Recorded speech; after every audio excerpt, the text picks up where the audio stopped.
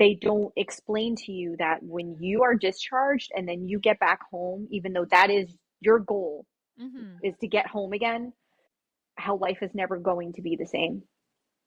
And my life will never be the same.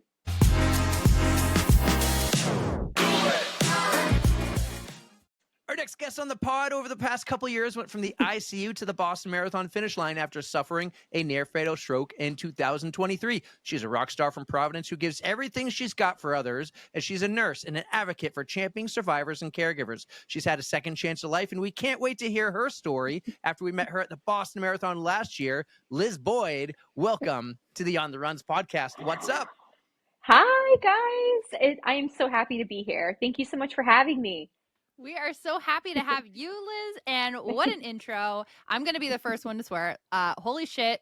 I know you've got a story like that is intense, and we can't wait to hear all about it. But we just have to give you a warm welcome, and we are so thankful that you're here. Thank you. Thank you very much. Honestly, I'm very, very happy to be here. Thank you for inviting me on the show.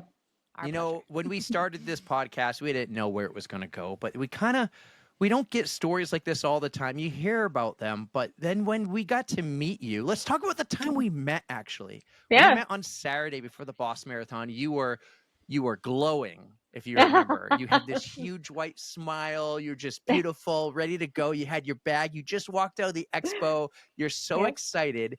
And you were with our friend Candace, and that's how we met from Candace. Tell us a little bit, how did you and Candace connect earlier this year? So, Candace and I have a mutual friend, Jen Smith. Shout out, Jen. Hell She's yeah, amazing. Woo! She's awesome. She's a beast. She's a warrior. So Jen connected Candace and I. Turns out that Candace and I live right down the road from each other. So she was like, I feel like you guys would just hit it off, be awesome friends. You're both similar personalities, and you guys can train together, hang out. It was just, we just hit it off. It was great. So she honestly guided me through, her and Jen, through training for Boston. So it was awesome. Yeah, we were standing right there on the sidewalk. I just got my bib. I was on cloud nine, so pumped, so excited. The energy was vibing. And so, yeah. That makes me so happy that Jen made that introduction between you and Candace, because Candace is one of the sweetest people that I know. But how did you get to know Jen? Because that's an excellent connection too. Yes, I was very fortunate. So my previous job, Jen and I worked together. Oh, So awesome. yeah, so we worked in the same unit, both in healthcare. So we worked together every day. And so that's how we got to know each other. Beautiful. You're a nurse. What kind of nurse are you? There's so many different nurses out there. Nurses are some of the heroes among us, right? So what kind of nurse are you, and how do you get in that field? I work in the operating room. Ooh. So I started in level 1 trauma centers, and now I'm kind of in the outpatient setting, so more fast-paced cases. But I still am able to make a huge impact on the patients, even though I see them for a small amount of time. That's So, incredible. She started in the pit, man. That was my next question. Are you into like ER? One of my favorite TV shows of all time is ER. Have you seen The Pit? It's like Grey's Anatomy, just a drama series, and all the medical stuff is bogus. Like, what's your opinion here on medical TV? Oh my goodness. The medical TV, I actually really love watching it because I like to see what kind of monitors they're using. Sometimes they have a patient hooked up to a monitor and the beeping just nothing correlates. Or sometimes they're supposed to have an oxygen, a nasal cannula on or a face mask on, and it just, nothing makes sense. Oh, that Sometimes would be so fun. Yeah, they make up like the way they use supplies, not the way you're supposed to. So it's Wow. interesting to kind of get that take That's on that. fun. I feel like that's the equivalent of when I read a book and then I go see the movie, and I love to pick it apart and find out what's wrong with it. But I still love watching movies, and that's really fun too. Yeah, I'm always like, didn't they consult with some sort of a healthcare, provider or someone when they were making the show? So, They should. Yep. but yeah, no, I was an adrenaline junkie, so I loved the trauma and everything in the operating room. But now, life has changed a little bit, so I'm looking more for a little bit of a calmer environment, if that's even Mm. possible in the operating room, but Is that a little possible in different. life? I mean, I No, guess if you're, just no. no kids hanging out, not running, not doing anything, you just work 9 to 5, jump on the couch, but come on. That's not Yeah. us. No, I no, feel it's like that's a not. dig at me. No, you I go have the running oh and do 100 Oh, oh okay milers. okay. I have the 9 to oh my 5 with God. the relatively low stress job, but Aw. She Wait, the has job, little fur so, cats at home she has to take care of. She has a crazy life. yeah, oh, yeah. yeah, I too have fur babies. Hmm. You might hear her kind of crying in the background here. She's my cat. I do not have a child, but she is my first child. Feel So free Well, to have her make an appearance because we love that. she might. She loves to be in the thick of it. She likes to be in love the it. action. Love it. One thing we tried to do here and we'll continue to do is there'll be times something will come out. We'll try to so The Pit is that TV show. We try to be a little multiversed and not just talk running. And so we all got into The Pit. We all Yeah. watched it. We tried to recap it. I'm a big Noah Wiley fan because of ER. So I love Yeah. ER and I love The Pit. And it's funny to go back and watch old shows and see what life was Mm. like back then. Flip Oh, phones or even I before flip phones know. with pay phones. But um, I'm big into that, not like the drama series like the Grey's Anatomy and all those. So Netflix does a good job though. There's a series called The Surgeon's Cut.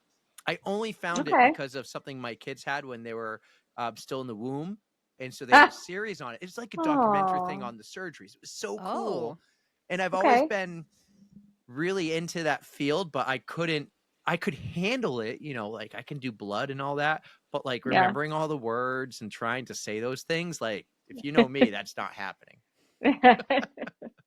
Oh, I think you can do it. I think if you're really passionate about something, then, it kind of becomes second nature. Well, let's stick to what I'm passionate about then, and that's podcasting and getting to know people like you. So tell us a little bit about yourself. You're from Providence originally. Hmm. Where are you Yes. now? We know you're a nurse, but like, were you a runner before, or did this Boston Marathon thing just kind of spark up as like, I'm a fucking rock star and I can do this? Oh man. Um, so I am originally from Providence, and my husband is from Harrisville, otherwise known as Burrville. So if you've heard of Foster Gloucester, it's usually closed in the winter time. At least it used to be when we were kids a lot because of the snow. So he brought me out to Burrville. So now I live in Burrville with him. And my dad's still only a half hour away, not too bad. He's still in Providence. With running, I got into running when I was in nursing school. So I was working two jobs and going to school full time. And I needed something kind of like an outlet. mm. And I was broke. I was a broke ass bitch. Sorry. So I so I couldn't really afford the gym, right? So like I was Yep. like, I got to do something. I need a little release. So running was my thing. So that's when I got into running was when I was in nursing school. So, I think that's the perfect way to do it. The roads are for free. You just yep. gotta pay for a pair of shoes and then you're good to go. Yes, yes. Yep, that's exactly it. So, it was kind of like just let your feet hit the pavement and kind of go from there. Mm. Were Now, you doing any nurses, races? Oh, go ahead, Eric. Oh. you.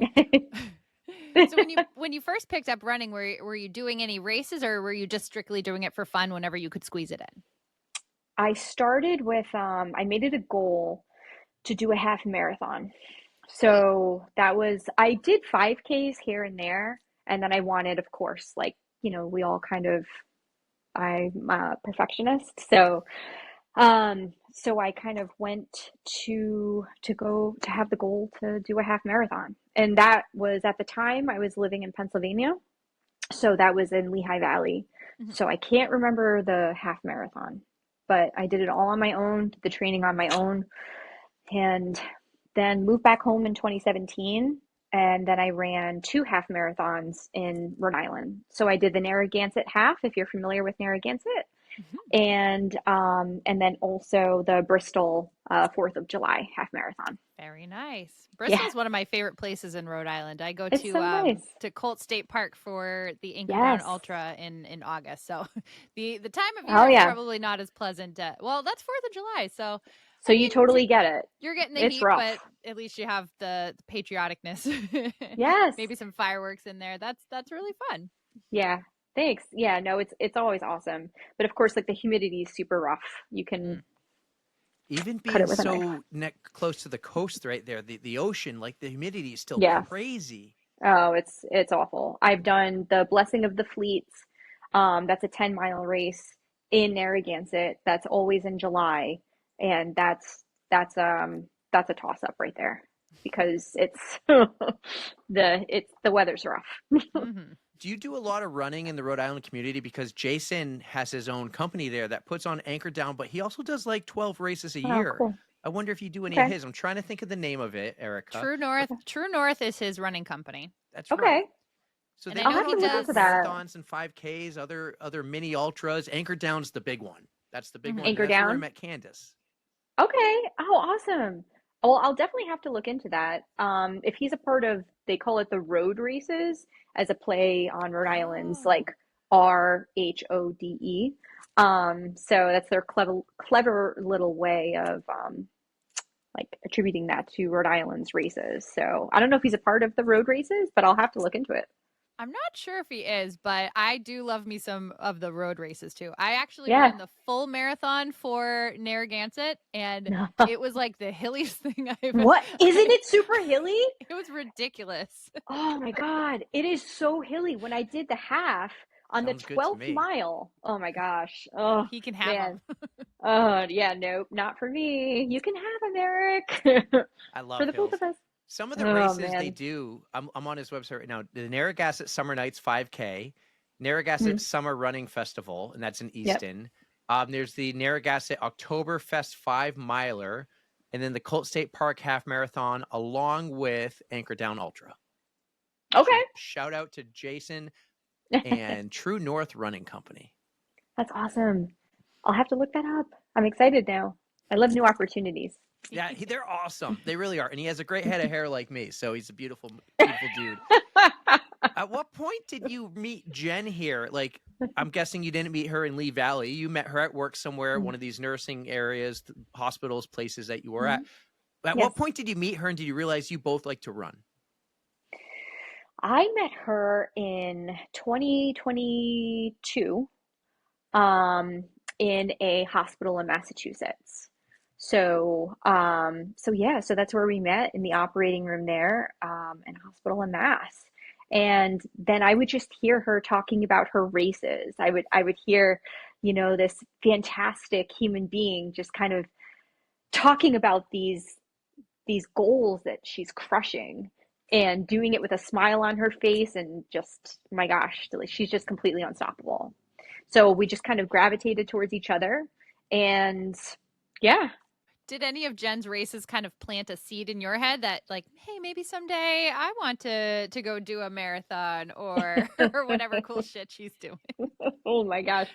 I never thought that I could do a marathon. I'm going to be honest with you.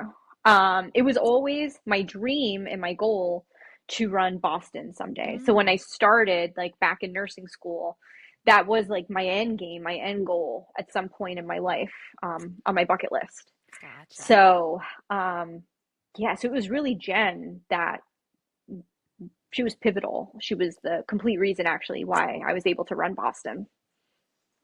Yes. Well, So, I want to lead up to that. So let's get to I'm the story sorry. here. No, it's perfect. It's perfect. But don't want to Sorry. bury the lead. Boston was the best. It's amazing. I can't wait to Uh, hear the whole story here. But there's this yeah. 2 year period. So if you met Yes. Jen in 22, Yep. about sometime between then and Yep. 2023, you got engaged. Yes. And then shortly after that, you had a near life threatening stroke. I did. Yeah. So in April 2023, I had a massive stroke. It's an ischemic hemorrhagic stroke. There are all different types of strokes. Hemorrhagic is more on the rare side. I, of course, am unique, and I was unlucky to have an ischemic hemorrhagic. So that's a clot that causes a large bleed. So I had both. Oh my gosh. When you think of strokes, I mean I tend to think of people who are a little bit more advanced in age. So it happening to somebody so Yeah. young, is that part of what makes it so unique? Is that you were so young when it happened? Honestly, guys, I wish I could tell you that uh, I am unique in that sense in Hmm. terms of my age. However, I would have to say, since my stroke, I have met a number of young survivors. Wow. So I think it's honestly a common misconception that strokes can only happen to, the an older population, but we're Hmm. starting to see it more and more prevalent in the younger populations right now, Wow. unfortunately. Wow. Wow. Can this So be random? Does it have to have like family history? Like, what's the history of strokes that we're learning? yeah. I'm sure we're learning more and more every day and every year. Mhm. That's a great question. Honestly, in my case, some of it was like a genetic, that, and I was on a certain medication that provoked me to have like a sort of clotting issue that I Hmm. didn't know about. So I was on birth control um, for endometriosis. So a lot of women are on birth That's control. so common. Hmm. It Absolutely. is. And what's actually really sad is the fact that we don't test women to see if they have genetic clotting mutations. It's as simple as just having just a simple blood test. So Oh, wow. that probably would have saved a lot of all of this, or prevented a lot of this from happening. Right. So just sort of like preventative medicine is really something that I think, we all could benefit from moving forward in life. Hmm. And Absolutely. especially women's health too, because we tend to be, not to like get on my soapbox here, but like we Get tend to on be it. brushed off a little more. Like it's always attributed to stress, anxiety, just a migraine, just a really bad headache when, there's symptoms like underneath that are very serious and very real. Hmm. So, Was a so headache yeah. one of your symptoms, or is that a common symptom of having a stroke? I have no idea. Yes. So I had deemed to be like the worst headache of my life. Oh, wow. So yeah, it was crushing. The best way I can describe it is, do you remember that trend where people were putting rubber bands around watermelons to see when they Oh my exploded? God. Yes. Yes. That was Oh my that no. was my that was my head. That's a great Oh description, no. though. That's the best way I can explain it, You because said it it's and I was really like, I'm appalled. I'm like, did you just picture it? And Right. that's yep, yep. literally, and honestly, guys, like that's what happened to my brain. It did unfortunately explode. And then like your skull, Mm. encompasses your brain, and then your brain swells and then it has nowhere to go. So, Was this the and day of the stroke? so I had the worst headaches leading up to the day of the stroke. So my stroke was actually on April 4th, 2023, 4/4. And it's I had headaches leading up to that day, and then the day of my stroke is when I had my seizure and stroke. Oh wow. So, yeah. So my whole right side of my body went down. I was home alone. It was probably one of the most terrifying moments of my life, and it will be the most terrifying Hmm. moment of my life, I hope. Um, and yeah, so at that moment, I knew I was having a stroke. So um, it, they use the acronym FAST. So it's facial droop, aphasia, which is, Hmm. trouble speaking, slurred speech, off balance, stuff like that. Oh. So at So that moment, I was like, shit, it's happening. that is so So, scary, but it kind of is good that you are a nurse and you recognize those symptoms because if that were to happen to me, I'm not sure if I would recognize it as much as you would. Like, I mean, of course, you see like in the medical shows, like if somebody has like the drooping face, like, but that would be the only thing I would think of. Maybe not even yeah. like the slurred speech. So, I mean, what happened? What happened? Were you able to like get to a phone or did your fiance come Yeah. home or Well, actually, and So, I yeah. want to just add to that, like with you Yeah. being a nurse and knowing those Yes. signs that Eric and I wouldn't know, were you able to take action before it was too late? Mm, Because you're home alone. Like if I was falling on the floor and can't move, I don't know like what I would. Yeah. Luckily, I had my phone right at my side at that point. So I just sat down on my couch. I just made a sandwich. And that's when like this whole weird, crazy rolling sensation happened. And Mhm. I've never had a seizure before. So like that point I didn't know what was happening. It almost felt like outer body. Oh, It was wow. terrifying. It was terrifying. Like it's almost like did you ever get a pedicure, Eric? Yes. Oh, I love Okay. I it. have. All right. All right, Erica. I know you know what's up. So the massage chair that you sit in, that rolling Oh, sensation, oh yeah. that's what it started with. That's so And then my bizarre. whole it was bizarre and it was so scary. Um and before I knew it, my whole body was shaking and then my whole right side went down. So thankfully my phone was right near me. I was able to call Mike, who just became my fiance 3 weeks prior, 4 weeks prior, to just be like, hey, I don't know what's happening right now. I'm pretty sure I'm having a stroke. I can't feel my right side. So at that point, he called 911 Hmm. Okay. and I couldn't move. I was stuck on the Chase lounge, like Chase chair of the couch. What is that section? Like the Chase. I call this shit chaise lounge. I don't know how to pronounce it. It's French. I know what you mean. Yeah. Yeah. So I was stuck and I could only look to my right and I was just waiting to hear the sirens and hear those footsteps on my front porch, you know. Is That's there a reason you called Mike first? And like, I'm not judging Yeah, because none of us have that's a ever good been in this question. situation. But like, do you think Mike can get the info to 911 quicker than you could in the Hmm. current state you were in? Is that why? Or just because Honestly, Mike's awesome? I so I'm gonna say Mike's awesome. So, a given. but he had that yeah, he's pretty awesome. Shout out to Michael George Boyd. But um no one has ever asked me that. So thank you for asking me that. I think it was just in one of those moments where I panicked. I was so scared and he's he's like kind of like my safe space. Hmm. And I feel like it was just sort of like my subconscious that was just like call like alert, alert, call Mike. I never even thought like, would it be faster if I just called 911? Or maybe I was just afraid to too. I mean, I think it was a combination of things, to be honest. I can understand that. He's your person. You know Yeah. that he can help.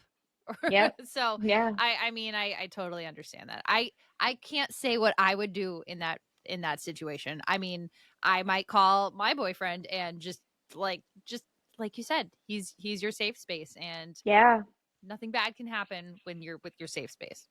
Right. See, I would call my mom because I'd be like, I don't know what this Oh. is. Do you know what this I'm is? not Because an she adult. she I kind of need works an in the same adult. field. So I Aw, mean, I she's a love that. PT, but she would know. I'd be like, hey, this Yeah. weird thing is happening. What is it? Like, I So don't I even would call think Eric's mom.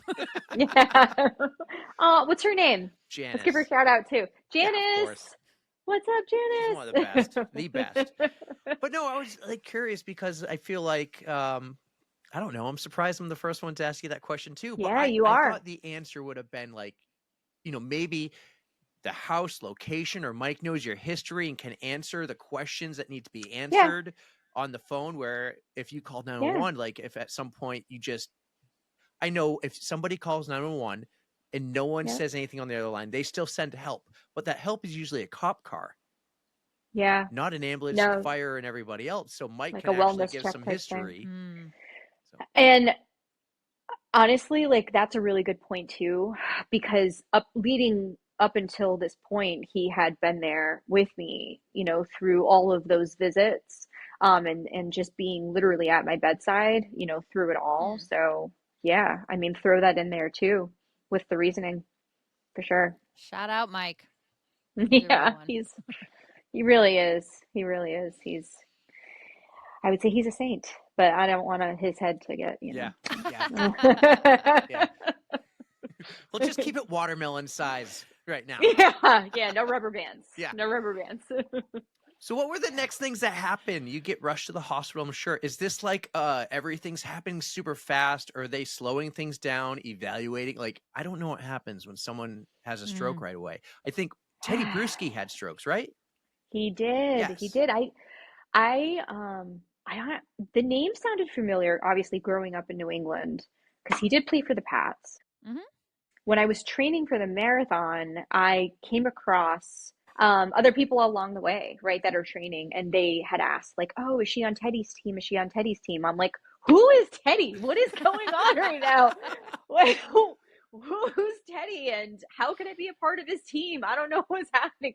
So it was really after the marathon and everything that I started doing a deep dive into Teddy's team and just seeing, what his stance is and his cause. And honestly, it's amazing. So shout out to Teddy and Teddy's team. Fun fact, when I did Boston back in 2018, I was running with the charity teams as well. And I got to give him a high five because he showed up to one of the long runs. Oh, And I was like, wow. so I only That's recognized really him because cool. my dad, well, everybody was stopping to take pictures. So I just went, woo, and gave him a high five and just kept running. So, but my dad was Oh, a big man. Pats fan too. Yes, yes. Oh my gosh. Yeah, no, he did. So he had a stroke. I actually think he had a couple of them, Yeah, to be honest with you. two for So sure. I know. And every stroke is different, but like, what were the next couple Yeah, things that happened to you? You get to the hospital, what's going on? Are they like yeah, taking needles or probing your head? Are we, super in a hurry here, or just like trying to calm down, figure out what's going on? How do we help Liz and yeah, save her life? yeah. So going back to the moment where Mike ended up calling 911, they showed up and I was really excited to and relieved to have Mm-hmm. help. Because I was, home by myself, absolutely terrified. And I am going to say this. So the EMTs came in. It was two gentlemen, and the first gentleman, who is the most seasoned gentleman, grabbed my face, told me to calm down, and that I was having a panic attack. Are you kidding me? No, I'm not. I Wow. am not kidding you.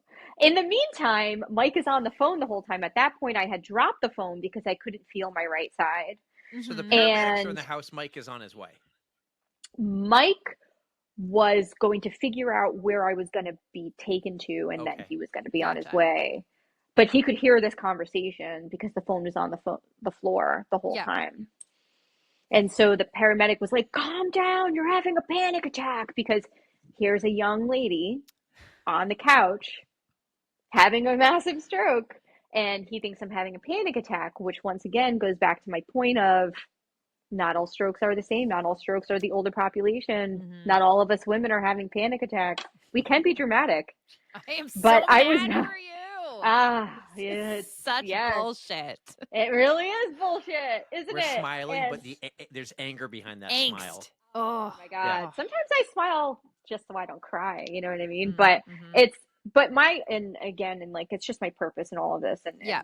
And I'm sure we'll get to that at some point, but it's like, I will scream this from the rooftops is don't judge. And especially in healthcare now, it's really sad. Sometimes you see people that are really jaded. And so he got there. They took me to a local hospital. They rushed me right into CAT scan, basically just like you would see in the movies, just like you would see in ER. Mm-hmm. It would be like the pit except on fire. And they got me right into CAT scan. However, this EMT on the way there in the ambulance, when I couldn't move my right side, I tried to lift my right leg and it felt like like the sandbags that they use for like floods, like Oh waiting for Yes. the yeah. Yeah. floods to Yeah. come in. It felt like I had those on my right side of my body. I Oh tried no. so hard to lift up my right leg in that ambulance. So here he is. I was 38 at the time. My God, I wish I was 38 again. And um, he's like, "I have a 38-year-old female having a panic attack." And I was like, "Jesus Christ." And I was like, I don't even know how I didn't say asshole, but I was like, "Sir," I was like, "Sir, if you say I'm having a panic attack one more time, I am having a stroke. I'm gonna I'm use my having a left hand and smack you in the face. backhand him." God. And oh my gosh, just so ridiculous. And we got there. I don't know what changed from the panic attack to she's having a stroke. Mm-hmm. Maybe the fact that I couldn't get off the stretcher and that I wasn't bullshitting them. And then they got me into CAT scan, and that's when they saw the massive hemorrhage. So the hemorrhage was literally this big. Wow. Whoa. That's like the size of a melon if I'm comparing, like it's on video. So Yeah, just like picture like basically the whole right side of your head it's like the was the size of your size. brain. It was. Holy shit. So at that point, the whole entire room burst into a flurry of people. It was like 30 people coming at me from all different directions. And I'm like on the stretcher and I'm like, shit. And Now I was you'll like, have the panic attack because everybody's like freaking out over you. yep. And I was like, what did my scan show? And they were like, Ugh. you have a huge subarachnoid hemorrhage. And I was like, and I literally, that's when I started losing it. And I was like, I knew it. I knew there was something wrong with me. Um, at that point, they decided to life flight me to an amazing hospital in Boston. Wow. And Where that were you? hospital, Like, was this Providence or this was a community hospital in Massachusetts. okay? Now I want you to talk to me like a fifth grader. Okay, Explain sure. to me what a hemorrhage is. I know what it Oh, is, but I want you to explain it like if I'm a fifth okay, grader, so I sure. really get an understanding here. I got you. I got you. Okay, so I'll even explain what caused the hemorrhage. So the hemorrhage was caused by a stroke. Well, excuse me, not a stroke, a clot. All right, so picture it, you're driving on the highway, right? And then all of a sudden you hit traffic. You're at a gridlock standstill. All the cars come up behind you, and everyone crashes into one another, causing this ripple effect. Mm. All the cars sometimes have to end up being pushed out. That's the blood being pushed out of the space. So the hemorrhage is essentially a massive bleed. Okay. That's what a hemorrhage is. So it burst Now, your vessels because there's just a correct. blockage and it has nowhere to go. That's correct. That was a Nowhere but great out. description. I And love the visuals. I will also say that blood in the brain do not mix. Okay. The brain does not like blood on it. Mm. Have It you ever heard irritates of it. have you ever heard of twin to twin transfusion I syndrome? sure I sure have. So We my twins had yeah. that, and Oh, I have a fifth grade description I tell everybody, and they're like, that makes wow. so much sense. So I appreciate Yeah. you sharing that with me like that. Oh, of course. I No, I appreciate mean, Eric asking the question. of course. Yeah, I mean, it's I I I am familiar with the twin to twin procedure. They did them at Hasbro in Providence. So I worked for a level one trauma center in Providence, and they did them in the pediatric operating room there. We had So it's a ours done at Chop in Philadelphia, actually. oh, Yep, okay. twice. We went twice. Oh my Yep, goodness. Did you have to go down to Philly for yep. that?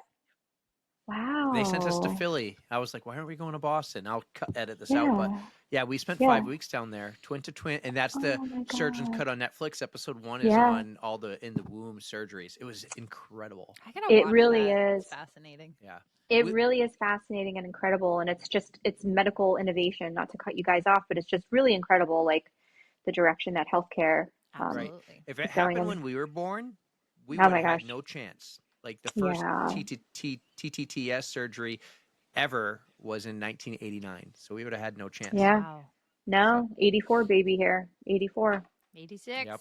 Are you 85, 85. Yeah. Look Eric? at Yep. us. You got the Oh, gimmick. 84, 85, 86. I All love right. that. Let me Oh, you answer the question. I'm going to just do this. yeah. And Erica, you can say thanks, Eric, for asking again. Do you want me to say that? No, no, no. Yeah. That was an amazing description. I really appreciate that. So Oh, you go from this hospital, this community hospital, you get med flighted to Boston, which is one yes. of the best places in the world for hospitals, medical, and everything. What was Yes. next? I So I am really claustrophobic. So I remember telling the medical team, my life flight team, that I'm really claustrophobic. They were wonderful. They gave me Ativan, hell of a drug, made me feel great, relaxed for that flight. I got there. You land on top of the roof. So I was life flighted to Brigham and Women's or Mass General Brigham and Women's. And they brought me to interventional radiology. So their initial thought was that I had an arterial bleed where you can actually have two different causes. So not to get even more complicated, but the more common type of this is from a more common type of a hemorrhage. So that big bleed is caused from your arteries. Mm-hmm. But me being me, Unique. very unique. Just ask Michael. I've given him a run for his money. He's still here, thank God.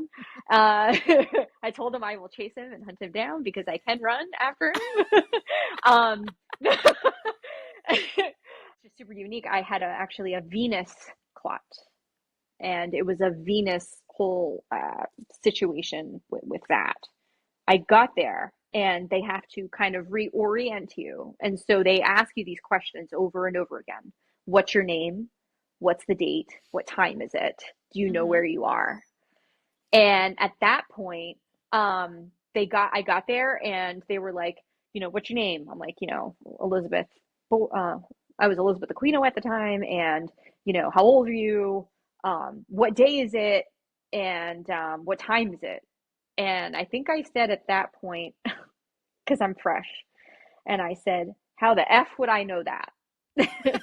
And That's gotta be a good sign, though. They're and like, all right, she's fine. I think my dad apparently was like there in the background, and he was like, "Yep, that's my daughter. Like that's Elizabeth. That's the spicy girl that I brought up as a single dad." And so yeah, but at that point, they rushed me to interventional radiology, where they kind of do a set of exactly how you picture it, interventional procedure to kind of see what's going on with the brain. So they fish up a catheter through your groin and it goes all the way up into your brain, and they take some imaging to kind of see what is the cause of the bleed. And then that's when they discovered that it wasn't just a bleed, which can sometimes happen. It's another percentage of this called an AVM, otherwise known as an ulterior venous malformation, where sometimes people have like little clumps of blood vessels that end up bursting at some point. So they thought it was that, but it wasn't. And it ended up being the clot that caused the hemorrhage. So it was much more complicated than they had initially anticipated, unfortunately. Mm. It was not an easy fix. I spent 14 days in the ICU. It was really touch and go there for a while. My brain continued to swell. And again, getting back to that watermelon rubber band kind of analogy, the pressure started building and getting worse and worse. Mm-hmm. So the brain has nowhere to go because you have your skull flap. And so what ends up happening is it's called your brain ends up your brain stem. So okay, so here's your brain. Yep. Here's your brain stem. Your brain stem controls your movement, also can control your breathing, can control everything. It's like it controls your whole body, really. Mm-hmm. And what ends up happening is your brain ends up shifting, and it's called herniation. Mm-hmm. And when your brain herniates, it when your brain shifts, it causes your brain stem to herniate. And if your brain stem herniates, then that equals brain death. Oh no. So So this was a big problem with this was a big concern of theirs when you were in the ICU. yeah, So what kind of I don't even know, how do you fix that problem? What did they have to do for you? yeah. So it was a very delicate balance of situations. Mm-hmm. 20 plus providers that Michael was fielding that were coming in, like different parts of the care team, because you have like your basic neurology team, and then you Mm-hmm. have the surgery team and the critical care team. So they were trying to manage the clot because the clot was the reason what caused the bleed, that traffic jam, right? Okay. So they're trying to figure out what type of medication can we put her on. You might have heard of this called heparin. So heparin is an anticoagulant, Mm-hmm. a like an amplified, ginormous version of aspirin, right? Because you think of blood thinners. Yeah. So that's going to bust up the clot. Okay. However, my situation and me being unique, this was a very stubborn clot and also very, very large. It ran from the back of my head to the front, which is why it caused that ginormous Wow. bleed. So, unfortunately, their plans of different sort of medication interventions and therapies was not working. Okay. And so the swelling was getting worse and worse, which is sometimes where you see people end up having what's called a craniotomy. So they'll have the bone flap taken off Mm-hmm. to let the brain decompress from the swelling and then hope that helps. However, that only solves one piece of the puzzle. Like you said, it's very complicated. Yep. So they were going to do a craniotomy. They brought me to the elevator, also like a TV show. So there's your hype, there's your adrenaline, except this is my real life. Yeah. So they got me to the elevator, and then my neurosurgeon, I guess, was like, it's too risky, turn around.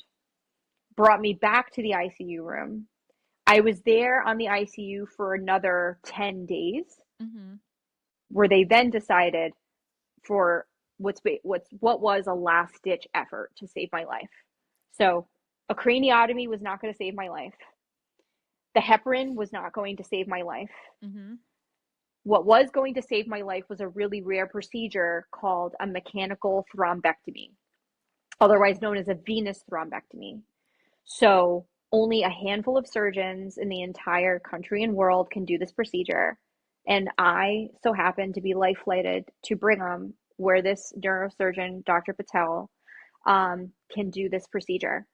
And so he was like, okay, I think I'm going to have to try this. This is Mm-hmm. literally my last ditch effort, where they went in through my groin and they fish up a catheter into the back of my head Mm-hmm. and try to retrieve the clot Oh, wow. and bust it up. So like it's almost like, you know, the claw machine to get Oh the my stuffed animals. God, yes.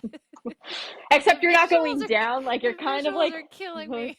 I'm trying my best here. I got the watermelon, the rubber band, Yep, but I'm yep. trying, you know what I But mean? So like I just so can like people can absolutely relate to it. I can picture it. Yeah. Yeah. So the clot, of course, was so large that he was only able to take pieces of the clot and then instill a little like drill, like picture like an oil drill, Mm-hmm. and instill heparin into the remnants of the clot and hope and pray that that would bust up the rest of the clot to Mm-hmm. provide that relief. Hope and pray. Did he Hope have and to go pray. in multiple times to do that, or do you really only get one shot and you get what you get, and then just hope that? One shot. Like Eminem, 8 Mile, you only get one Oh, shot. right, right. He literally said this was the last ditch effort to save your life. And at that point, I was slipping further and further into a coma, and I was really there is I'm not gonna like get all like crazy and extraterrestrial on you, like whatever, but there is another side. I am Mm-hmm. gonna tell you that there's something else going on, and Okay. I was very much there. And it was What? really crazy. What I a had a very ride. outer body experience, and That's yeah, something. it was wild. I want But to he That's saved shout my life. out wild. Dr. Patel here, and we're gonna do it Dr. Patel. for Yeah, anyone watching on YouTube. yeah. We're gonna shout him out here. Here's a picture of Yeah. you and him. You look Yes. amazing. This looks like it's quite a bit after Oh, because you share the story here on yeah. Instagram. Yes, So yes, yes. Yeah, that that's was June 2023. So that was 2 months ish after. May. That was 2 months after. Yep, that's incredible. Dr. Patel. Do you mind if I Yep, share some photos here? Like we have go four for it. people on YouTube who watch, but like here's a Oh, video actually. I love that. Hi, four people.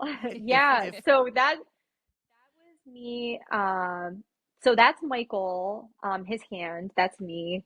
I couldn't move my left side of my body. So, you know how I said my right side of my body was completely paralyzed? When I Yep. got to the hospital, it shifted to the oh left side interesting. being Oh, completely wow. paralyzed. And so I couldn't move my left side. It was after Dr. Patel did the venous thrombectomy that I was able to move my left side again. So that was Mike. he was like, give me a pound. And then, of course, me and my spicy self, I was like, you got to do the little, Yep. and Explode. yeah, explode. And this is Spalding. So is this Oh, all like in man. that 2 month period, or is this after June? That After was so Spalding was May. So I spent 14 days on the ICU, 9 days in a step down, or 12 days in a step down, I'm sorry. And then I spent 14 days at Spalding where I learned how to walk again, talk again, match colors. Like I had to match colors of Uno cards. I struggled with that. I had to learn how to tie my shoes again. Um, and then walking again. I remember, oh man, this moment, yeah. Hot Mess Express, girl. Oh my God. So love it though. wild. I was crazy. It's the brain is such a powerful organ. It does not get enough credit that it deserves because really it's the powerhouse of us, like of us as human beings. Like something as simple as a task as feeding yourself. I remember trying to get my thoughts to connect to my body and Mhm. just being like, okay, put the fork up to your mouth, Liz. Like, close your mouth, chew, swallow, do all of that. This was exhausting. Brushing my fur You do. baby, my other fur baby, Chloe. Yeah, my gosh, my arms because I lost all of my muscle mass Mm. because I was paralyzed and I was bedridden for 2 weeks. It's incredible how much I atrophied in that moment. Mike said that he touched my legs at one point and they felt like bags of water. I'm Oh replaying this wow. Um, video right here. Watch the fist yeah. bump, and then wait for it, wait for it. That was Oh awesome, man. Liz. And you You're hear, incredible. oh, thanks guys. It's been a journey. This is yeah, that was oh my God, if I had to make one more peanut butter jelly sandwich, I was gonna lose my mind, even though I already lost my mind at that point. But these are like Oh. but shout out to Sarah. She was my OT, and she could feel she navigated my frustration very very well. And that's another thing that's really hard because I was 38 and I was like, what the f just happened to me? Mm-hmm. Like I'm Right. literally a toddler all over again, where I was like, my God, a I have a fully question. able-bodied person. I, It's very frustrating. I have a Mhm. question about your eyes, because in a lot of these videos and Yes, pictures, your eyes are not looking at the crossed. camera. You're almost No, looking like you're just looking through something. they were crossed. Yeah, so I had really bad they call it nystagmus. So my eyes had a really hard time focusing. So they were crossed for a very very long time and that was from the hemorrhage. And so the deficits that I have now are actually what's called a left field cut. So I have invisible deficits. I have hidden deficits. So I can't see. I'm blind out of the left side of both eyes Oh Currently wow. today, currently today. wow. Yeah. So it's kind of, I would say, gravitated towards the quadrants of the eyes now. Okay. Whereas in the very, very beginning, I could not see left side like totally. It's permanent. It's a Okay. permanent deficit. So if it has not improved by now, then this is how I live for the rest of my life. I'm also really hard of hearing. So Use I that to will your get hearing. advantage. Yeah, yeah, a little bit, right? It's kind of like, when we're at home, huh? What? But it's yeah, it's been an interesting recovery because I don't look like I had a stroke, right? And the deficits are hidden. So I kind of struggle with that, with the here and now, and trying to find my place in the present right now, while also trying to still heal. I still have a huge hole in my brain that's permanent. You wouldn't know that. So that the blood that was on the brain Yep. causes a huge scar because the brain doesn't regenerate. Oh So wow. yeah, it can Liz. rewire. It can rewire Yeah. itself. But just not Um, like actually make more mass. correct. Hmm. Yeah. No, see, girl. You got It's the it. doctor shows. It's the doctor shows. Yeah, I need the 5th grade explanation. She gets the college graduate I explanation. did She's actually. fine. I took some anatomy classes. I have a biology degree, so I had to take random ones. But I do not know That's awesome. anything. Like I am not qualified for any medical advice whatsoever. So I can just randomly follow along with some things. But You got Liz, this. your story. Oh my gosh! Um, Like I just have I think you are so strong for what you've um, like had to go through, and I thanks. understand your frustrations. Like just your whole life was flipped upside down, and you just had to like uh, like you said, Eric. What did you say? A life threatening like event, Near and you fatal. just have Yeah. near fatal. Near Like fatal. I mean, Yeah. near fatal a couple of I times. mean, yeah. a couple of times. I mean, the first thing when I met Dr. Patel in the office there, he said to me, he walked in and he goes, "Did you see the light?" And I was like, and so was How do you Mike, know because that? at you know, at that point, it's like we all knew, I guess, that I was close to death, but he was like, "No, really." He's like, "Did you see the light? Do you even realize how close to death you were? Like Mm-hmm. what we did was a last ditch effort." So, like, At what shout point out did to he him. at Yeah. what point did he come into play? Because this happened on April 4th, Yeah. and a lot of things happened. Does he come in on April hmm 4th, or is he like a couple weeks later, days later? Like, at what point does he get involved? So that's a really great question. So, like, She keeps unfortunately, I'm. saying that. I ask great questions. Oh, I it's deserve gonna go to one of his. these. Oh my god, it's gonna go to his head. My head's as big as a watermelon. Wait. Oh my gosh. Too soon. You and Mike, you're gonna have, like, I love Mike like the already. big process. Mike would be able to answer that question better than me, only Okay. because I was completely incapacitated. I can say that I was admitted on April 4th. April, Well, actually, time out here for a second. yeah. You were admitted on April 4th to the ICU. Well, life flighted on that day, like the stroke and everything. So everything happened on that day. Yeah, Okay. April 4th. So 14 days later, hmm you got out of the ICU. hmm Do you know what day that was? 14 Step days. down and do If you're counting the 4th, the that. 14th day was Marathon Monday. Gonna make me cry. I'm not lying. He I'm would looking figure at that the out. calendar right now for April 2023. Oh my If you were God. admitted on the 4th, the 14th day was Monday, April 17th. Oh my Wow. God. So many things about Boston are so special to me. Um, shit. Okay, I was not expecting to get Let it verklempt. out, girl. Let it Um, out.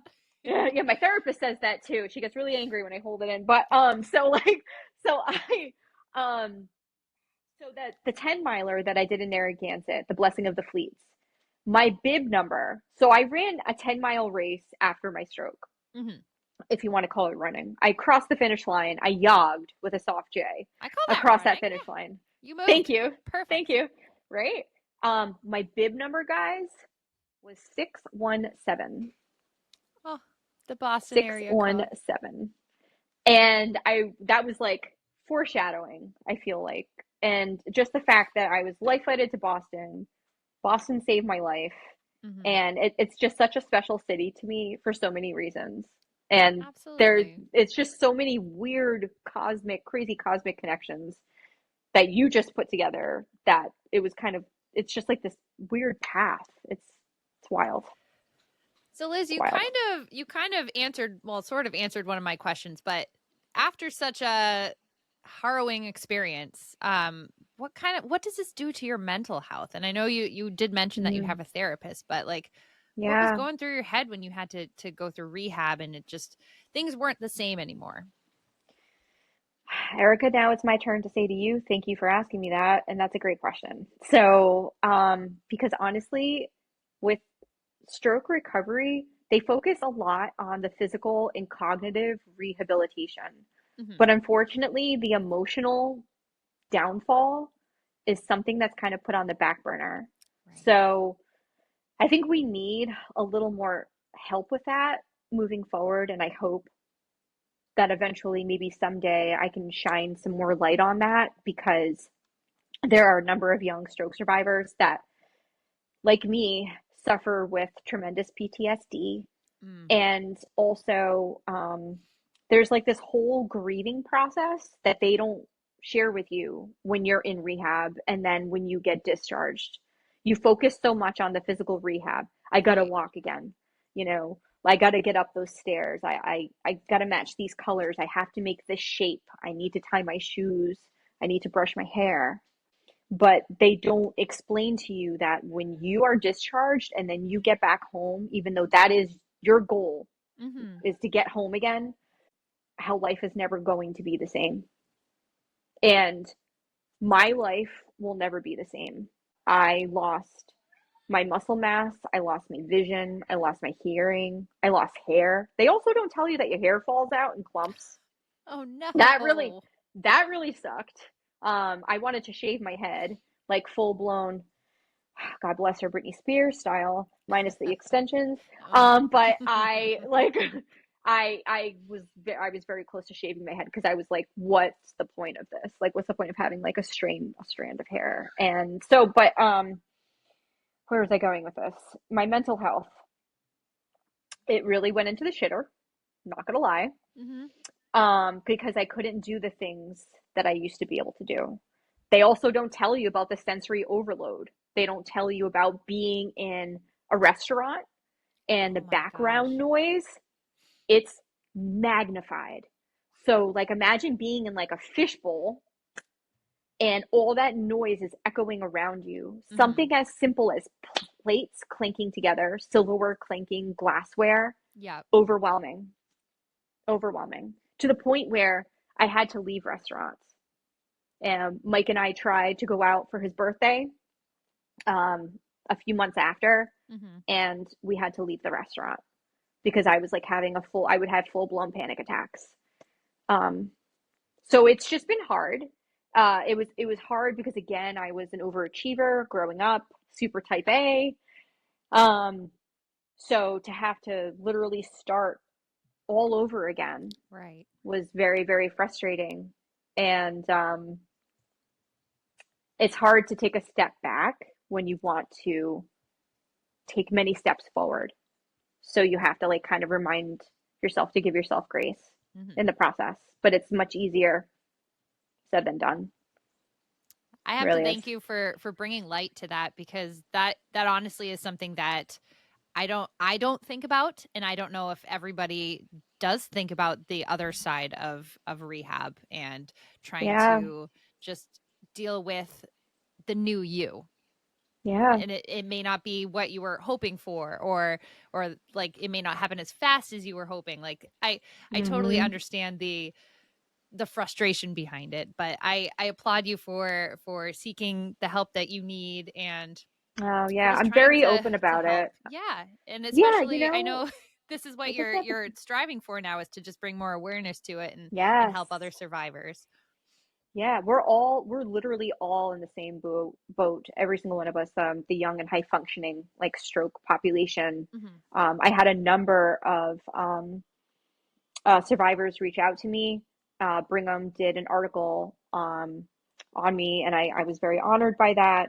And that kind of opened the door to have people connect with me. And I'm really, really happy and proud of at least that I can find some purpose in all of this, Hmm. um, and provide support because there's not enough of it. Um, so, so yeah, You mentioned it earlier. We'll get to the purpose of all this, like of going yeah, through everything, and you just mentioned it again. mhm, Like, so have you found a new purpose? yeah, I have. Um, I would say that the purpose in all of this is it's kind of like two pronged. So like when I was at Spalding, I had a provider say to me, "You are a very unlucky, lucky person." So I am unlucky because this happened to me. Hmm. I am lucky to be alive. I'm lucky to have this second chance at life. So I think my purpose in all of this is again to shed light and be able to provide that support, to let people know that it's okay to not be okay, you know, to also kind of remind people, not even people that have suffered strokes, just all of us in society right now, you know, we're always in a rush. We Mm. always got to get to the next thing, the next best thing. You know, we could be cashing out somewhere, like, you know, in line, and the person in front of us is taking a little longer than usual to put their debit card in the machine, right? And we Yeah. get frustrated, like, "God, what's this guy's problem?" You know what I mean?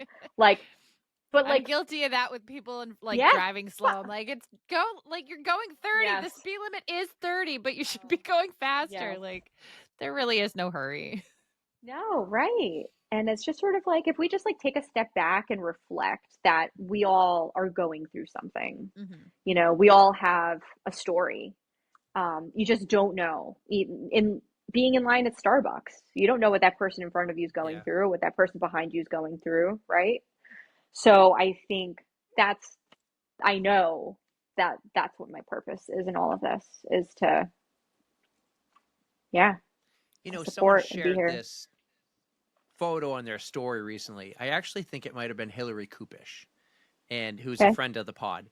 And the story is of this one person walking across the street, and there's all these other people walking around the street, and each one had this tag over it, like Yes. anxiety, stress, you know, Yes. suicidal thoughts, or like you know, Mm-hmm. divorce, breakup, all Hmm. these things. And Yep. all these people have all, and I think that person was one of them too. And it was kind of a sign, like, we're all going through something, but you don't know what We everyone's are. going through.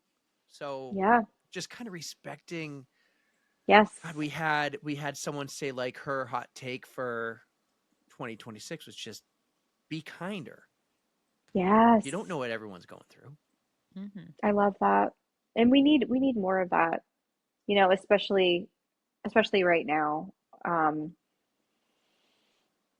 I'll share my hot take with you Well, later. When you okay, ask me, yes. when you, I was not like, now, wait. not I now. can't wait to hear it now. No, No, no, oh my God. no, It's such not a now, great but thing. like I No, can't but wait to hear it. no, but like it's kind of along the lines of that. It's just Hmm. back to basics. Yeah. Like I feel like as in humankind, it's just sometimes we just so get caught so excuse me, um, we get caught up in what's next, Yes, instead of being present. Well, And that's another thing too, is being present. let's get to absolutely. what happened a few years later, because Yeah. I don't know if you knew this. We're not a medical podcast. we're Yeah. we're No, we're you're running We a just not. like podcast. medical shows and We love stories. medical shows. So Yes, yes, we met again. If we go, you know, into the future now, we met on yes, Saturday before yes. the Boston Marathon. We had no Mm, clue any of this before, right? You yeah. kind of quickly told us, as I said, you were glowing. You just got out of the expo. I mean, it's been 2 years since you got out of the ICU on Marathon Monday, and you're about to run the Boston Marathon, which you said earlier in this podcast you never thought you'd be able to run a marathon, let alone after a stroke. Yeah, So, yeah. what led to this? What were some of those milestones along the way that led to the Boston Marathon? Do you want me to start with the connection, I guess? Like how I even got to get to the Boston Marathon? Yeah. I'd like Like, to know. Yeah. okay, Jen Smith is the reason, and she was the impetus and how, and that connection, the liaison with how I got to the Boston Marathon. Jen and I were at work. She approached me and she was like, "Hey," knowing, you know, she knows my whole story. Like, Hmm. she knew I was out and that I had my stroke and that, you know, I was just kind of trying to get back into a normal life again and regaining my strength, working on all of that. And she just kind of said to me, she's like, "Hey, you know, this organization that I ran for last year, they have an extra bib. I can't run it because I am doing another marathon." I think she was doing London. Which was the Oh. next So week. Yeah. right, so she was like, "I'm doing London, so I'm not able to do Boston this year. I just want to go, Would you?" Jen, because I know she's listening. You could have done both. No excuses. 2 marathons in 6 days. I expect better of you. Come on, Jen, step it up. Yeah. Liz is doing this after a stroke. You could No have done 2 marathons in a comment. week. No comment. You know what, though? I would not put it beside her. She would be on two, sides of the world being Yeah. able to do that. I would not put it past Jen Smith. But I am happy If she anyone's gave going you to the do it, big it's going to pair. be her. She did. So she made that connection. It was the Friends of Hopkinton. Shout out to them because they believed in me. And they were the charity that I ran for Boston. So they had to discuss it amongst their group, their community, and they do a vote. And they heard about my story, and they chose me. And I am so extremely honored by that. I got to meet all of them. I got to thank them in person, and just express my gosh, just excitement and disbelief that they, chose me. I'll never forget when I got the text from Jen. She was like, "You're going to be getting a call very soon," and it was like 9 o'clock at night. I'm in bed. I think it was later on too, so it was like mid-November, actually around this time last Hmm. year, because I only did 16 weeks of training. Oh. And yeah, I Yep, know. yep. Yeah, I know. No And pressure. listen, as runners, we're crazy. And someone said to me, "You're crazy." And she's like, "Stay crazy." So now that's going to be, I want a bracelet that says "Stay Oh, I crazy," love because it. isn't that awesome? That's going to be my new motto. Stay And crazy. stay crazy. So yeah, so Jen texted me. She's like, "You're going to be getting a call really soon." And I was like, "Oh my God." And I'm like jumping on Mike. I was like, Mike, I think I'm going to be able to run the Boston Marathon. Oh my God. I think this charity's going to choose me. And so I got the phone call from Dorothy. She calls me from Friends of Hopkinton. She's like, "Elizabeth, it was between you and another gentleman. Sorry, other gentleman." And I'm not though. And so she's like, and so yeah. So they set the goal for me to raise money, to raise the funds. Everyone was extremely, extremely generous with supporting this charity and my goal, my bucket list goal of running the Boston Marathon. So I was able to exceed the limit and raise money for Friends of Hopkinton, and I crossed that Boston Marathon finish line, and it was a wild experience. Boston is a beast of a course. Not a fan of the hills. Um, it was just as I don't want to say treacherous because that's kind of like a really strong adjective to use, but it was grueling. It was grueling. Grueling's a Yeah. great word for it. Yes. Let's Yes. stick with that one. It was grueling. I did pretty well the first half, like half meaning like 13 miles, because they're always like, that's not half. I think they consider like the 19th mile the half, like getting past Ah, the close hills. to Heartbreak. The Yeah, yeah, hills, yeah, the yeah. Newton Hills. Yep. I did really well in the Scream Tunnel. That gave me like an extra amp of energy, Mm-hmm. seeing all the ladies. That's where Mike was. Can't blame him. With my mother-in-law and a few of our friends. And yeah, and it was, yeah, It was Heartbreak Hill. everything you hoped it would be, though. It was. I actually have a really funny story to tell. Unless I know obviously this is called On the Runs, right? Do it. Oh, you Do can it. share all the Do it. stories. Do you want spirit fingers? Yes. Yes. Okay. So I have an On the Runs perfect story for this because I was physically accosted by my bowels and mile 18, I think. So I made it past mile 16. And then all of a sudden, all the gels and electrolytes really started hitting me. Mm-hmm. And I was like, "Oh shit, no pun intended. This isn't gonna be good." So I'm making it to this porta potty, and there were these three older gentlemen sitting there just hanging out in front of the porta potty. I thought I could use the other porta potties on the other side. no, those are for the volunteers. Okay, sorry, I'll go F myself then. So like I'm just gonna go to this You should potty pull that the stroke cards. I had a these guys, stroke. I know. Well, I did have stroke survivor on the back of my shirt, but they really didn't care. So I go into this porta potty and I lose my soul. And and I look to my left. There is no toilet paper. I look to my right. There is no toilet paper. I'm like, I am 2 seconds away from opening up that door because I have no shame in my game. And everyone has seen everything as just anatomy. I really don't care at this point. I'm about to open the door and say, hey guys, you're sitting in front of the porta potty. Can you like refill the toilet paper? But no, I opted not to do that. Instead, I looked to my right again and I saw what looked like to be a clean Ziploc bag. And that's what I used. Empty, like nothing inside, just a Ziploc Empty, bag. nothing inside, just a Sometimes you gotta do what Ziploc you gotta do. bag. Oh, Okay. And then that's a Code Brown I story. I hopped right back into the race, chafing and all, and hobbled my way up Heartbreak Hill. Then I was like, wow, the hills don't stop. The hills don't stop at all. And I didn't know if you wanted me to like get this far into the race situation, if you want me to like keep going with Oh, it we or love like it. what. Spare But all details. no, and I mean like I obviously I wanted to finish strong. Yeah. So I listened to my body Mm-hmm. and I held back as much as I could because I did not, no offense to get against people that crawl across finish lines, more power to you. I will carry you across the finish line. I will be there for you, but I did not want to crawl. I wanted to run across that Yes. finish line.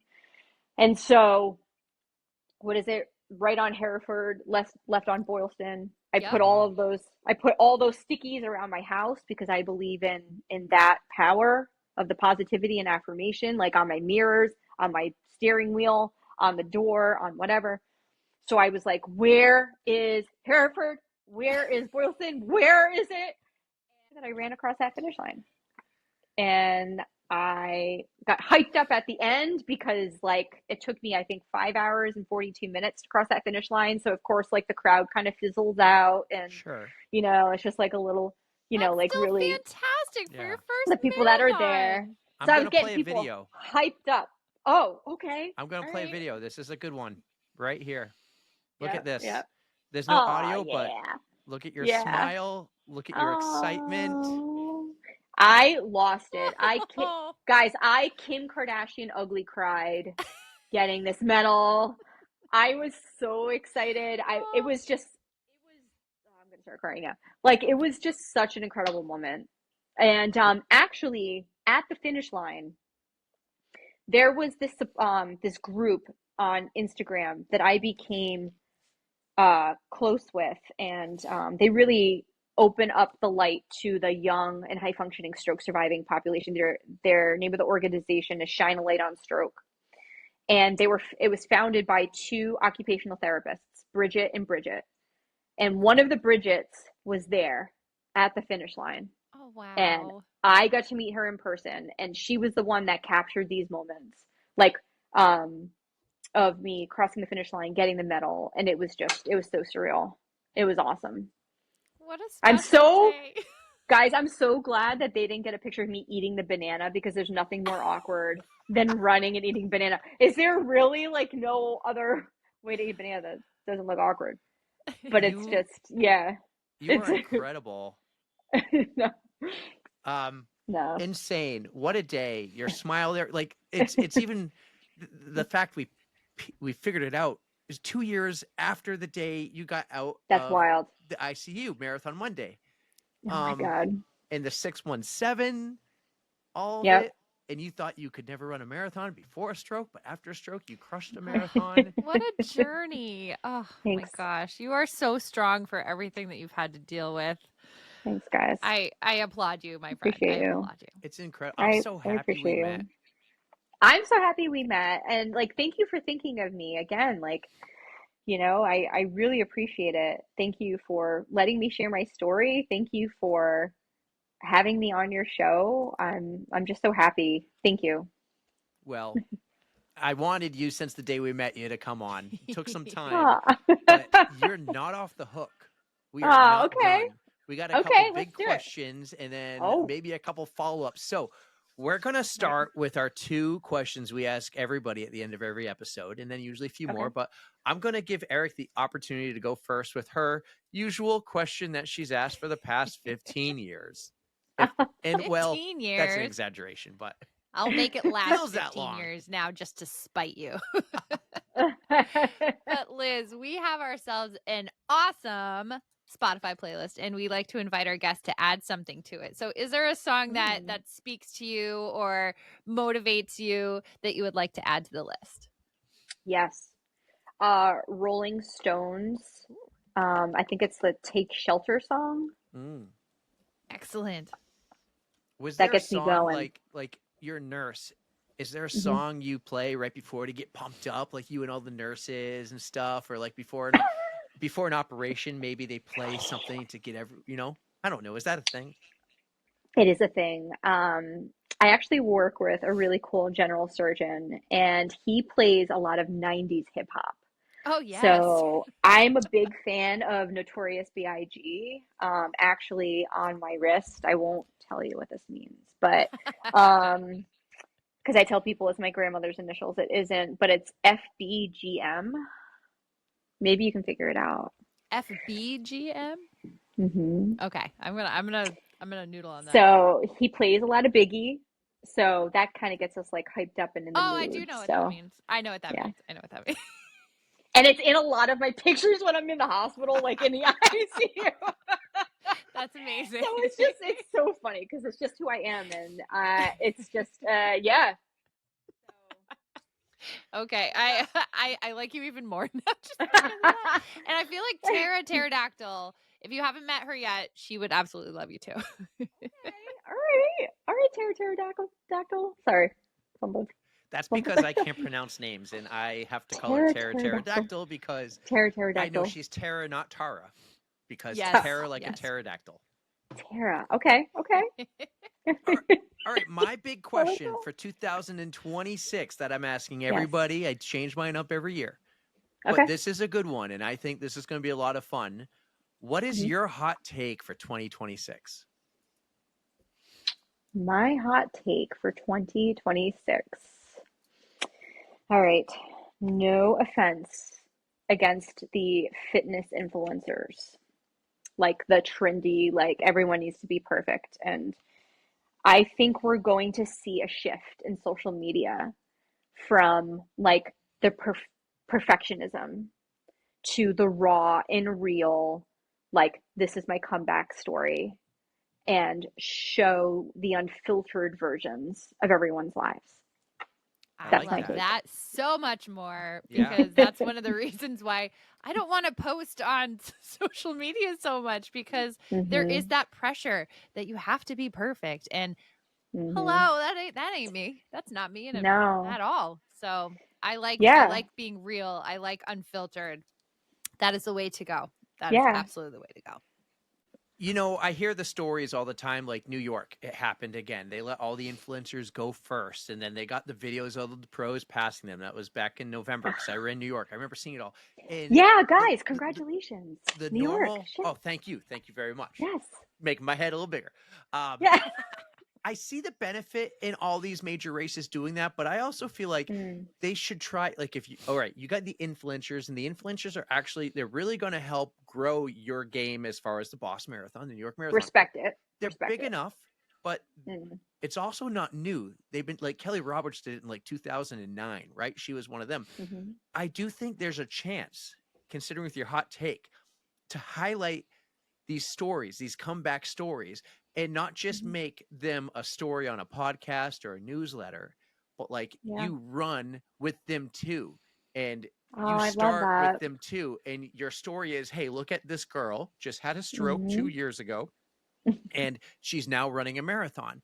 And have those people highlighted as well, just like the influencers do a good job getting the content, right? The content. And they help content.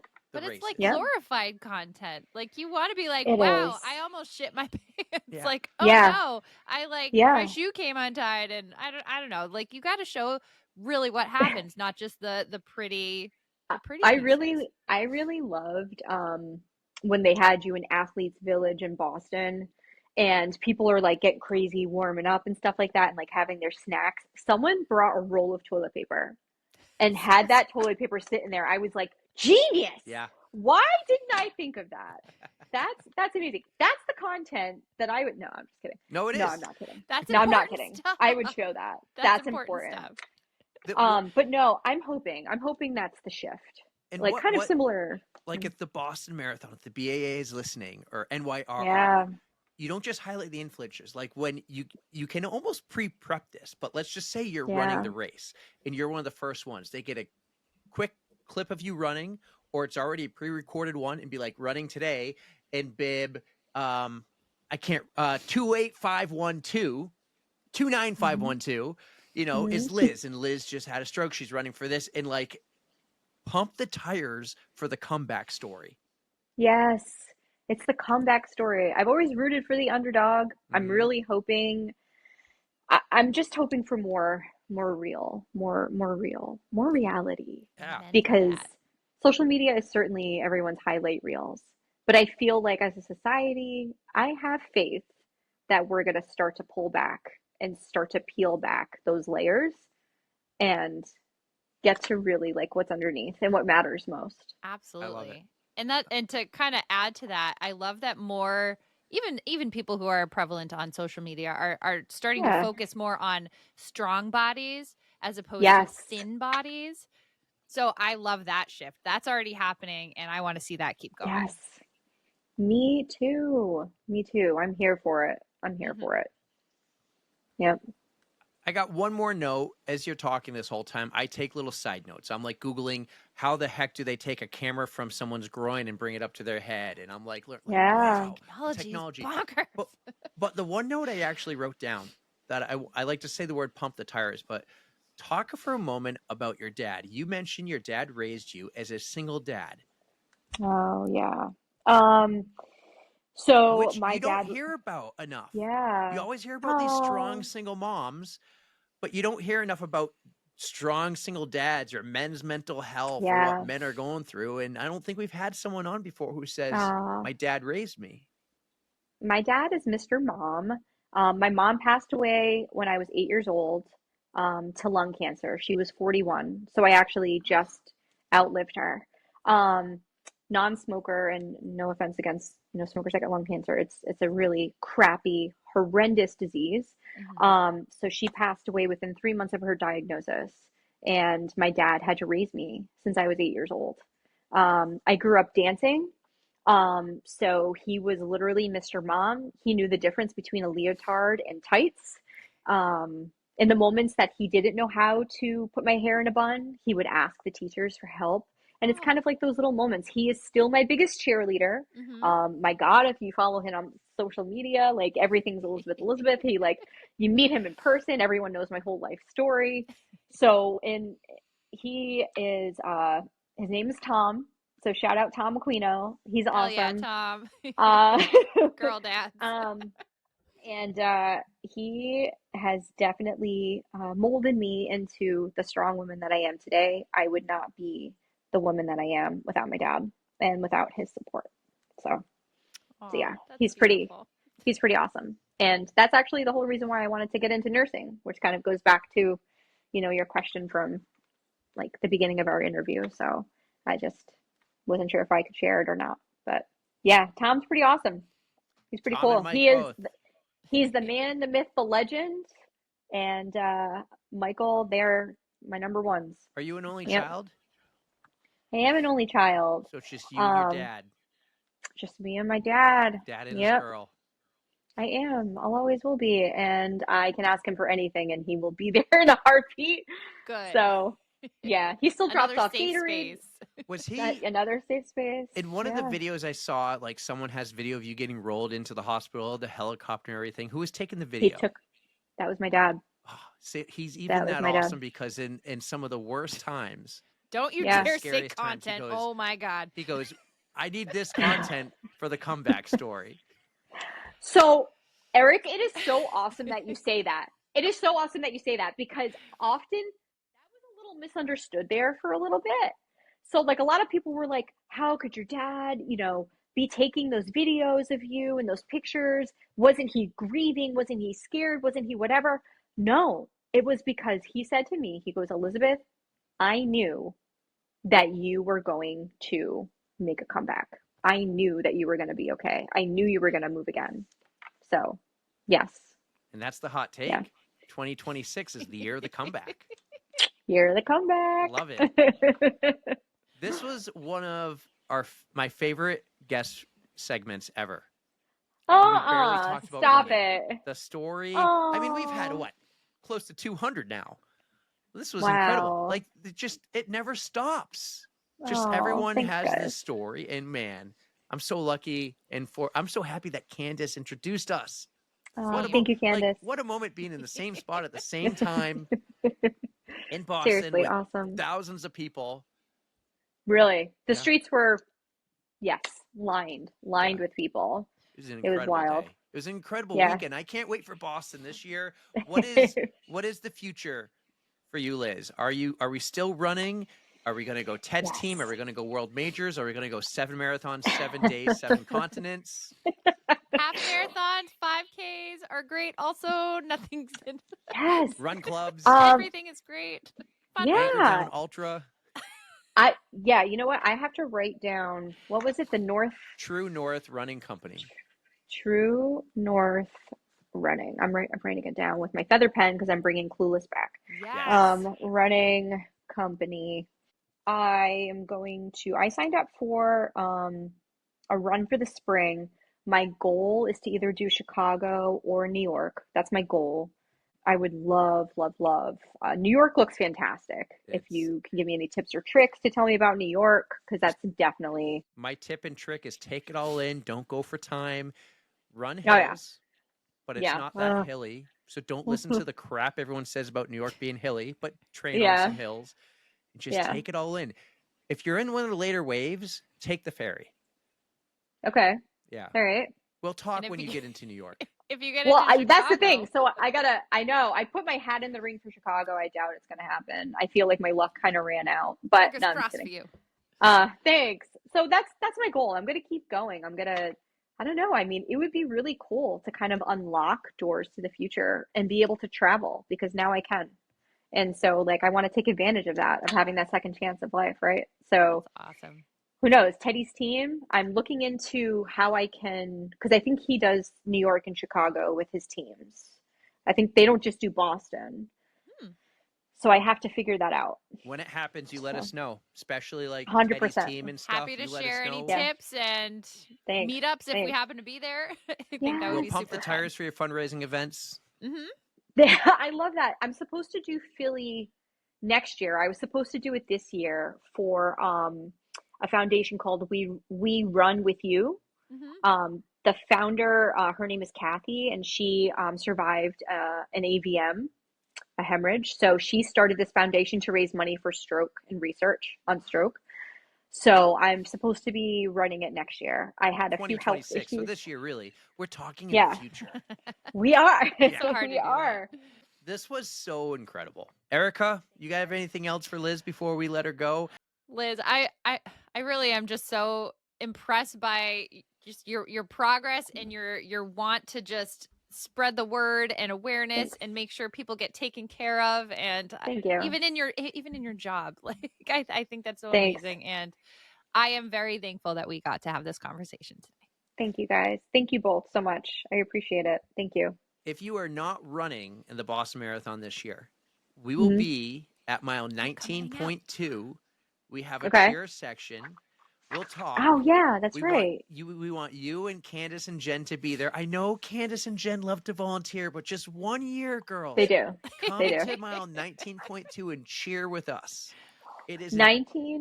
It is an 19.2. epic, right next to the Johnny Kelly statue. It's an epic time. Okay. And we would Okay. love to have, it gets bigger and bigger every year. And I won't let Oh, I Erica love actually run the that. marathon until this is so big that it just sticks around all the time. I said, we have to build up 19.2. I love that. You just better Well, hope I don't qualify. So by some means. I'll let you do it when you qualify. Oh, great. Well, But I'm That's not letting you incredible. get a media bib until 19.2 is That's legit. incredible. 19.2. I wrote it down. Awesome. We'll talk, but Perfect. this was incredible. Yes. What a Thank you story. guys. What a comeback. And I Thank think we you. realized here on the pod that it was 2 years to the day of Marathon Monday. So like I pieced those again, together every before. time you say it, I get the chills. I Oh get my the God, chills. it's so incredible. Wild. It's so It's incredible. wild. It's Guys, I wild. really hope you enjoyed this. I know it was a long one, I really did. It was awesome. but it was a Thank good you one. guys. It was a great one. This was incredible. Guys, Liz Boyd, the incredible Liz Boyd on the On the Runs podcast. That was wicked awesome. Thank you.